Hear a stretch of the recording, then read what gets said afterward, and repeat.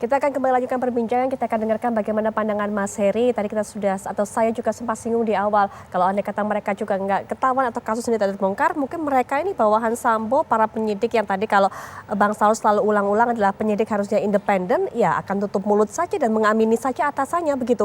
Sekarang ketika giliran cari selamat, baru kemudian menyalahkan atau memberikan beban kesalahan kepada atasan yang menyuruhnya, relasi kuasa, Mas Heri.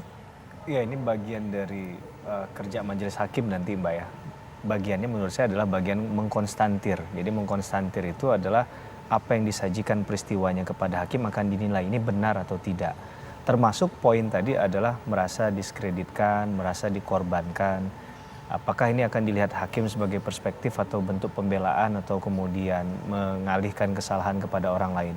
Tapi dalam konteks bahwa penyidik bekerja harus secara profesional, itu sesuatu yang mungkin agak sulit untuk dibantah, Mbak. Apalagi ketika berkaitan dengan adanya satu tindak pidana pembunuhan kan, maka sangat sedikit ruang untuk ada ruang permaafan agar bisa dipahami bahwa tindakan-tindakan semacam ini menjadi benar begitu. Nah ini yang tadi saya katakan dalam konteks bahwa ada tindakan pembunuhan dan kemudian ada pasal yang mendakwa terkait dengan obstruction of justice. Ini kan tidak bisa kemudian dimaknai hanya dari keterangan bahwa saya hanya mendapatkan tekanan. Nah tentunya hakim akan lebih jauh bertanya tekanan semacam apa. Apakah ancaman itu membuat dia tidak bisa berpikir saat itu untuk melakukan tindakan lain atau ada alternatif tidak tindakan lainnya. Karena kan misalnya mohon maaf ada orang yang ditodong senjata ya Bang Saur ya. Di kepalanya begitu. Kemudian dia harus melakukan atau tidak melakukan sesuatu pada saat itu. Saya rasa ini akan berbeda halnya dengan ketika dalam kasus ini ada seseorang yang diperintah. Memang sih yang memerintah ini atasan. Tapi kan tetap ada opsi untuk melakukan atau tidak begitu ya. Betul. Nah, itu yang pertama. Yang kedua pastinya tadi ada layer-layer di situ ya. Ada yang mendapatkan informasi langsung dari Pak Sambo, ada yang kemudian mendapatkan itu sudah dari layer kedua, ketiga, bahkan yang terakhir ini misalnya hanya disuruh mengambil barangnya saja tanpa tahu pesannya, tanpa bisa memberikan argumentasi lain ketika dia disuruh tadi. Nah ini saya rasa hakim harus bijaksana menilai itu ya. Mana yang kemudian tadi bersinggungan langsung dengan peristiwa ini, mana yang benar-benar hanya memang disuruh saja tanpa punya opsi untuk melakukan tindakan lain. Saya rasa titik tekannya di situ sehingga kita tidak lagi bisa mengklaim bahwa ini korban begitu ya atau bukan korban, sehingga keadilannya ada di situ. Sehingga yang perlu digali menurut saya adalah keadilan substantifnya, bahwa keadilan prosedural yang sudah dilakukan, proses ini kan keadilan prosedural ya, dengan dihadirkan saksi, ahli nanti ke depan, dia dengarkan juga keterangan para terdakwa. Tapi setidak-tidaknya hakim tidak akan mungkin menilai hanya dari satu keterangan kesaksian. Bukan bermaksud untuk memprovokasi hakim agar tidak hanya menilai hal itu, tapi ini hal objektivitas hakim juga dipertaruhkan dalam hal ini.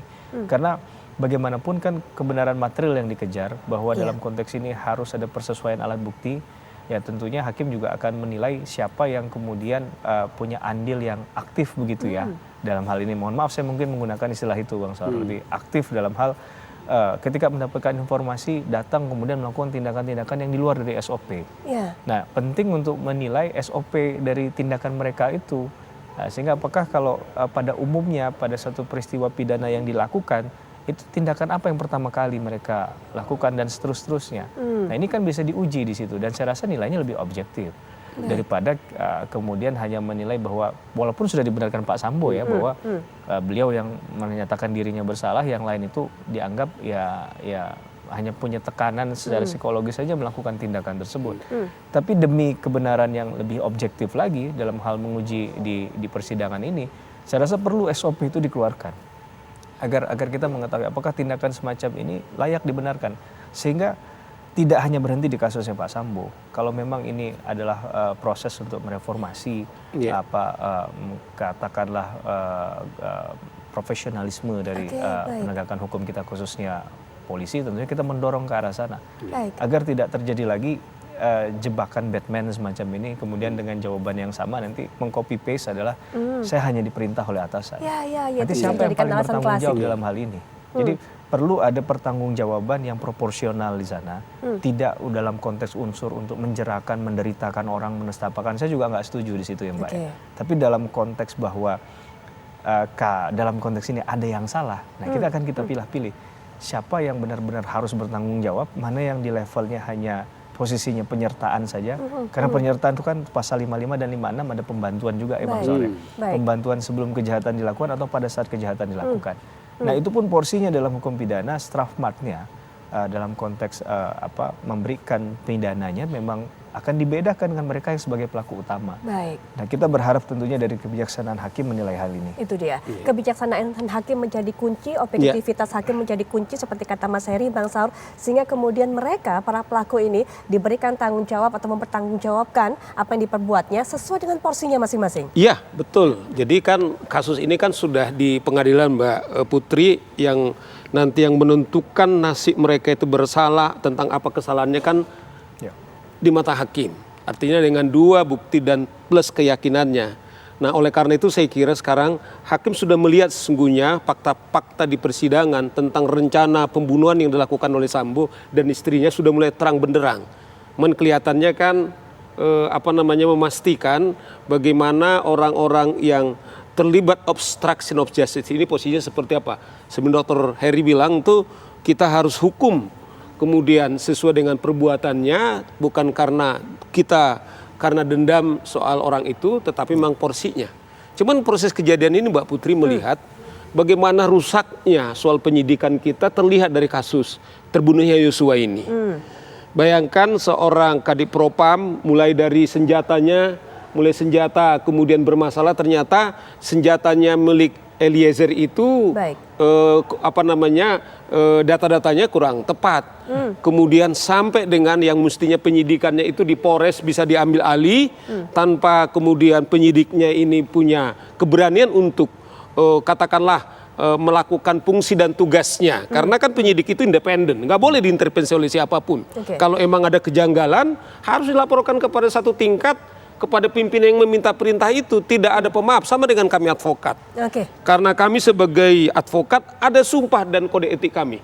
Misalnya Mbak Putri, bahwa kami kadang-kadang diminta klien untuk bayar hakim, karena itu tidak mungkin kami lakukan. Kami kemudian, saya pribadi misalnya menolak, itu tidak sesuai dengan kode etik, tidak alasan nanti kliennya lari, atau kemudian keuntungan kita justru itu menciderai klien kita yang mestinya dia tidak lakukan, tapi kita minta lakukan. Sama dengan sebenarnya polisi atau KPK belum menangkap dia, tapi substansinya dia sudah dilakukan. Inilah fungsi daripada para penyidik ini. Nanti kita tahan sampai di situ, termasuk juga Mas Febri mungkin bisa berikan pandangan sejauh mana kemudian yakin bahwa kasus-kasus ini bisa memberikan pelajaran kepada para penyidik untuk tetap independen dan juga bekerja sesuai dengan tugasnya. Tapi setelah jeda, kami akan segera kembali. Di segmen terakhir ini, waktu yang kami berikan atau kami bisa berikan kepada narasumber juga terbatas, maka rasanya kami hanya bisa berikan kesempatan kepada masing-masing untuk bisa berikan closing statement. Dari Mas Febri terlebih dahulu, silakan Mas Febri. Ya, baik Mbak Putri, dalam alur persidangan ini saya ingin memberikan tanggapan bahwa ini menjadikan sebuah contoh untuk penyidikan ke depan supaya tidak terulang lagi dan masyarakat harus dibuat percaya kembali dengan penegakan hukum negara kita. Mari biasakan yang benar dan jangan pernah membiasakan atau membenarkan yang sudah menjadi kebiasaan, karena ini akan berdampak buruk untuk penegakan hukum. Karena polisi ini mengatur ataupun melindungi segenap bangsa Indonesia, bukan kepentingan antar golongan. Jadi hilangkan hierarki, hilangkan birokrasi patokrasi tadi supaya penegakan hukum di negara kita ini betul-betul objektif.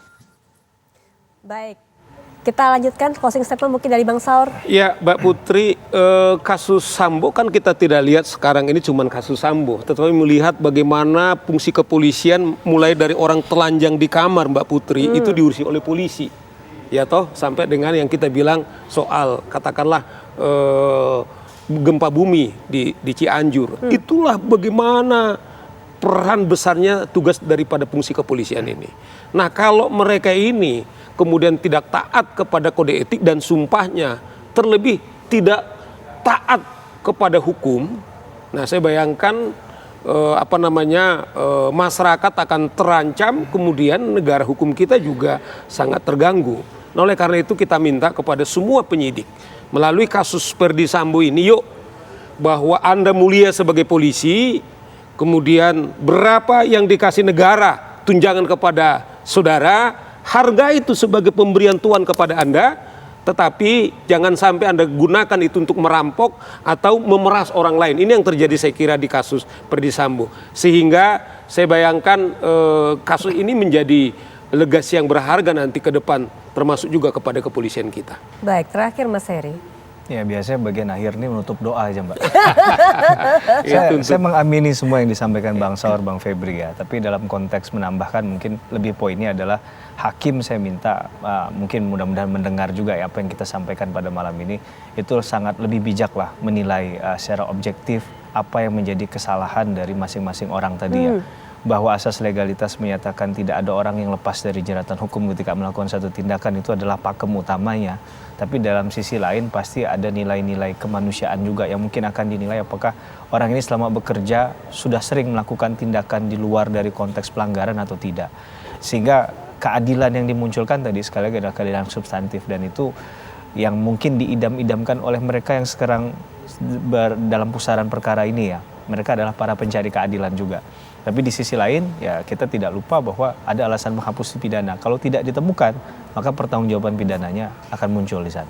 Baik, Mas Heri terima kasih, Bang Saur terima kasih, Mas Febri Mbak juga Putri. terima kasih. Dan pemirsa perbincangan ini. Bang Saur dan Bang Heri.